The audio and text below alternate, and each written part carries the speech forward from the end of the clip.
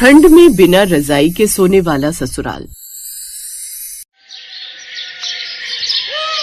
सीमा की शादी भरतपुर गांव में हुई थी। शादी के बाद सीमा अपने ससुराल आ चुकी थी और उसे आए अभी केवल 2 दिन ही हुए थे। धीरे धीरे ठंड का प्रकोप बढ़ता जा रहा था। एक दिन जब सर्दी बहुत अधिक थी तो सीमा ने अपनी सास शकुंतला से कहा, माँ जी ठंड बहुत बढ़ गई है, आप मुझे बता दीजिए कि सबके रजाई और कंबल कहाँ रखे हैं। मैं उन्हें निकाल कर थोड़ी धूप दिखा देती हूँ ताकि रात को ओढ़ने के काम आ सके। बहू तू कौन सी रजाई और कंबल की बात कर रही है? हम लोग रजाई कंबल ओढ़कर नहीं सोते, हम तो सिर्फ चादर का इस्तेमाल करते हैं, वो भी तब जब बहुत ज्यादा सर्दी होती है।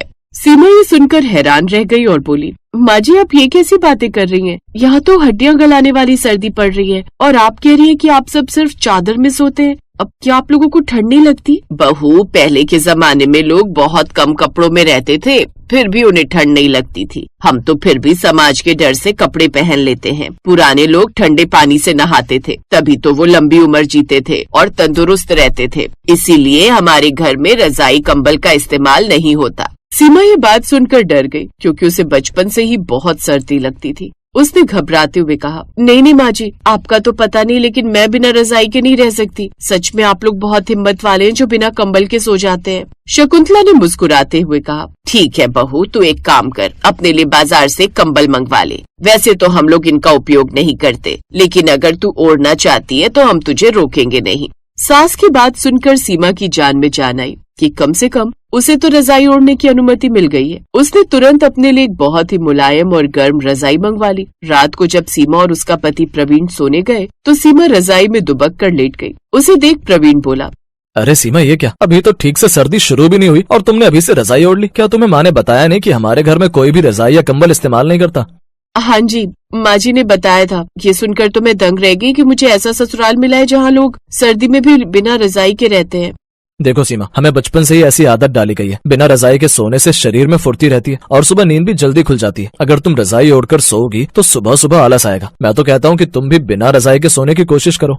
बाप रे बाप, आपको ऐसे सोना है तो सो जाइए, लेकिन मैं तो रजाई ओढ़ूंगी। मुझे नहीं पता था कि मुझे इतना अनोखा ससुराल मिलेगा जहाँ लोग कड़ाके की ठंड में भी रजाई से परहेज करते हैं। प्रवीण हंसने लगा और सीमा अपनी रजाई में दुबक गई, ये सोचते हुए कि इस अनोखे परिवार के साथ उसकी पहली सर्दी कैसे बीतेगी। लेकिन ये तो बस शुरुआत थी। अगले दिन सुबह के 4 बजे थे। बाहर घना कोहरा छाया हुआ था और पक्षी भी ठंड के मारे चहचहाना भूल गए थे। सीमा अपनी रजाई में दुबकी हुई मीठी नींद ले रही थी। तभी दरवाजे पर जोरदार दस्तक हुई।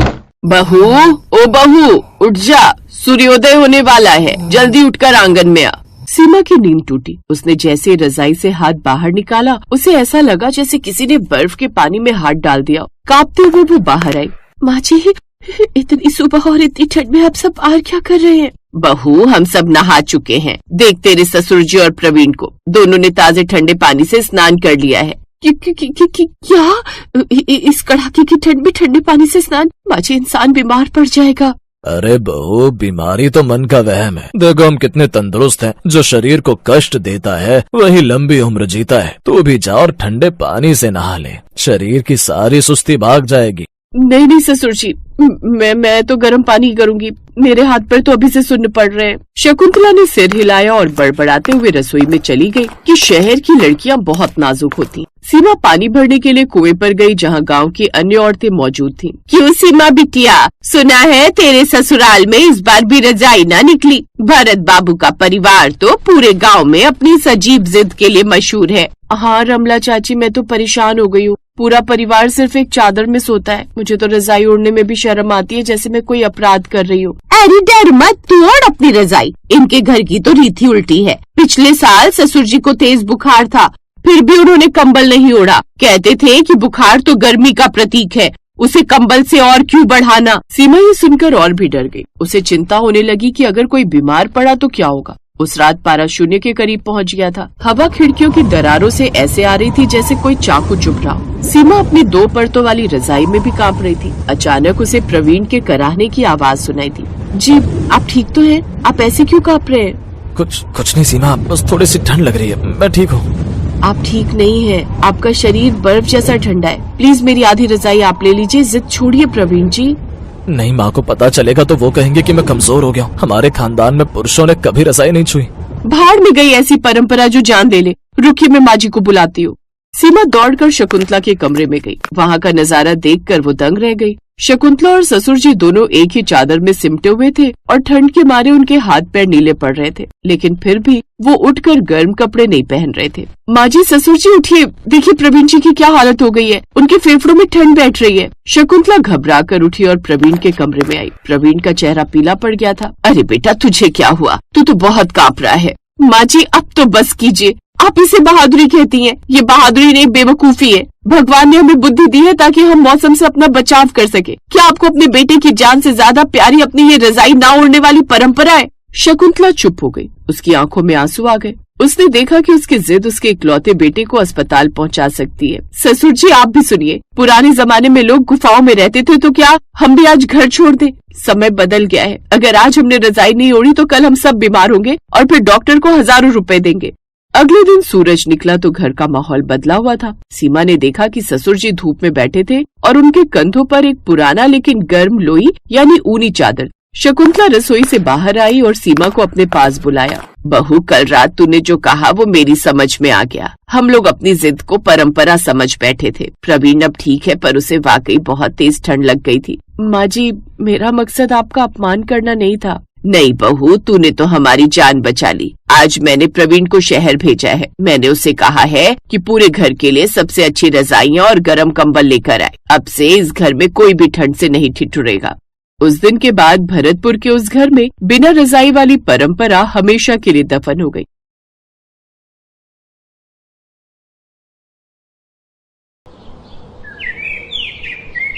सुमित ठंड में कांपता हुआ घर के अंदर आता है और आते ही अपनी पत्नी साधना से कहता है, साधना, जल्दी से लकड़ी जला दो, बहुत ज्यादा ठंड लग रही है। आज तो मालिक ने मानो खून ही चूस लिया हो। बहुत ज्यादा थक गया हूँ, ठंड से हाथ पैर काम ही नहीं कर रहे।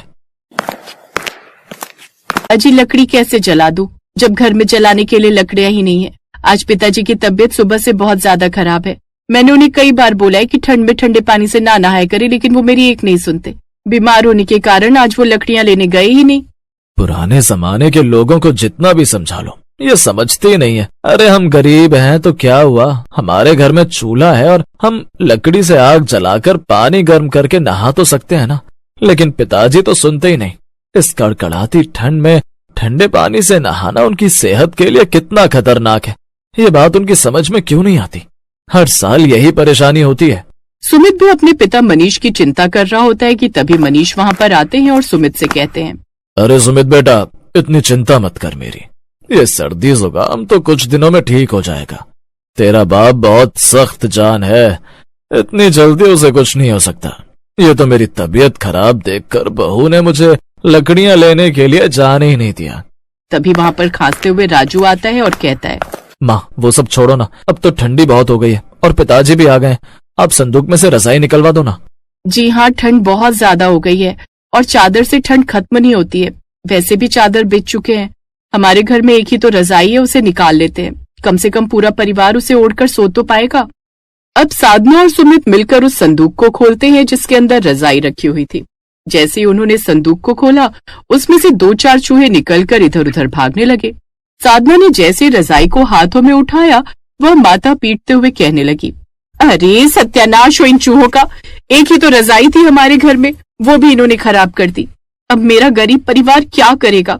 इस फटी हुई रजाई में भला ठंड कैसे रुकेगी? अब रात भर ठिठुरना ही हमारी किस्मत में लिखा है। साधना बहू, अब जो है यही है। ठंड में गरीब परिवार की एक ही रजाई है और इसे ही ओढ़ना पड़ेगा, चाहे जैसी भी हो।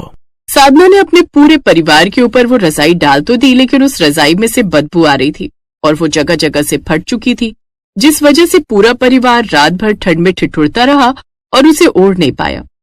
राजू रात भर खांसता रहा और सुमित बेचैनी से करवटें बदलता रहा।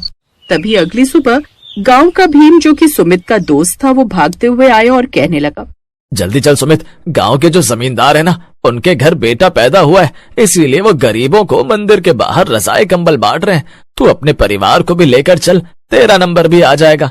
हो सकता है तेरे पूरे परिवार को 4 अलग अलग रजाई मिल जाए। अगर ऐसा ना भी हुआ तो पूरे परिवार के हिस्से में एक रजाई तो आ ही जाएगी। सुमित ये बात सुनकर बहुत ज्यादा खुश हो जाता है और उसके बाद वो अपने पूरे परिवार को लेकर जहाँ जमींदार जी मंदिर के बाहर रजाई कंबल बांट रहे थे वहाँ पहुँच जाता है, जिसके बाद पूरा परिवार ठंड में लाइन में लग जाता है। लेकिन मौसम की मार थी या प्रकृति का अत्याचार कि तभी जोरों से बारिश होने लगती है और उसका पूरा परिवार बारिश में भीगने लगता है। राजू ने कांपते हुए कहा, माँ, बहुत ज्यादा ठंड लग रही है। इतनी ठंड तो हमारी उस झोपड़ी में भी नहीं लगती जिसमें जगह जगह छेद हो रहे हैं। माँ, कुछ करो ना। बेटा बस थोड़ा सा इंतजार कर ले, जैसे ही हमारा नंबर आ जाएगा हम रजाई लेकर यहाँ से चले जाएंगे और उसके बाद उस रजाई के अंदर हम आराम से सोया करेंगे।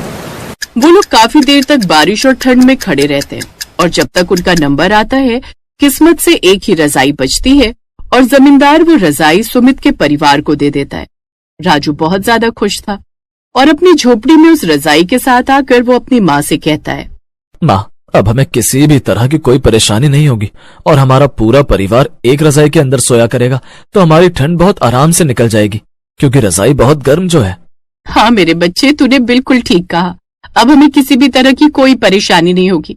भगवान का साथ है हमारे पास और ये गर्म रजाई। पूरा परिवार अब बहुत ज्यादा खुश था और उस रात को पूरा परिवार ठंड में एक रजाई के अंदर बहुत ही आराम से सोता है। सबको बहुत ही सुकून की नींद आती है। सुबह जैसे ही साधना उठती है तो वो सुमित को काम पर जाने के लिए उठाती है। अजी उठ जाइए, सुबह हो गई, आपको काम पर नहीं जाना है क्या? इतना आलस करना भी अच्छा नहीं होता है। अरे साधना, सोने दो, बहुत दिनों के बाद तो इतनी गर्मी में नींद आई है, सोच रहा हूँ छुट्टी कर लूँ।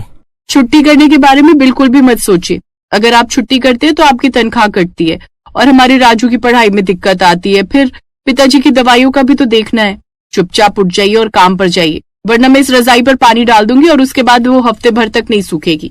सुमित ये बात सुनकर डर जाता है और चुपचाप उठकर काम पर चला जाता है। वहीं मनीष दोपहर में लकड़ियां काटने चला जाता है। राजू स्कूल गया हुआ था और साधना ने सोचा, अभी तो घर पर कोई भी नहीं है, क्यों ना मैं अपनी नई रजाई को थोड़ी देर धूप लगने के लिए धूप में डाल दूं। इस बहाने ये थोड़ी ठीक हो जाएगी।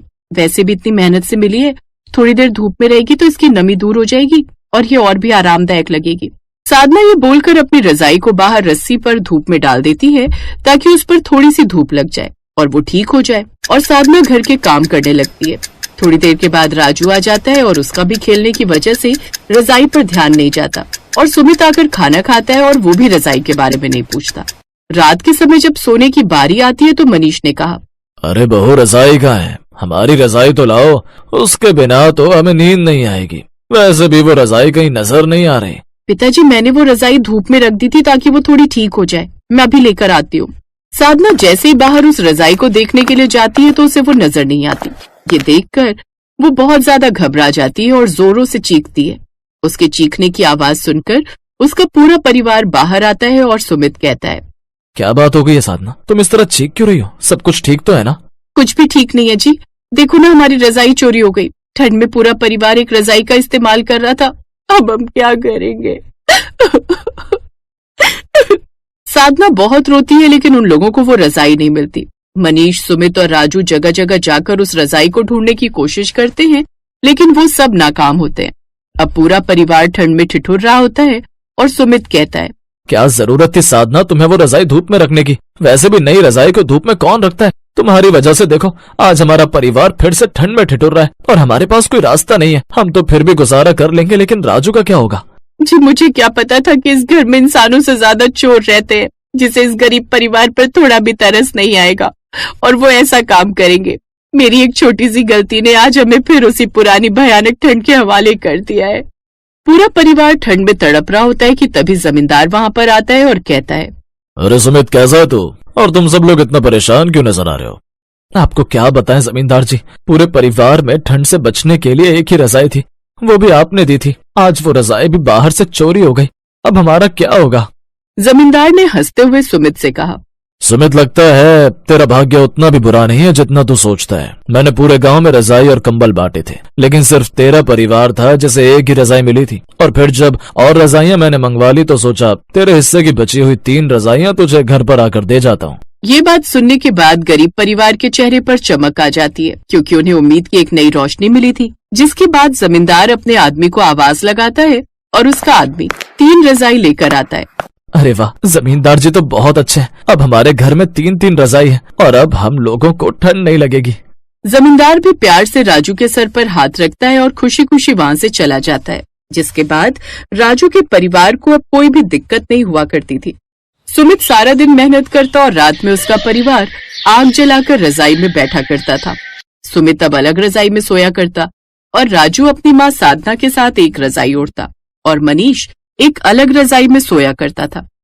लेकिन साधना ने कभी भी वो पुरानी रजाई जो चूहे ने कुतर दी थी उसे फेंका नहीं और हमेशा संभाल कर रखा, एक याद की तरह। वो रजाई उन्हें हमेशा उस मुश्किल समय की याद दिलाती थी जब एक छोटी सी रजाई में उनका पूरा परिवार सिमटकर सोया करता था। Best buddies.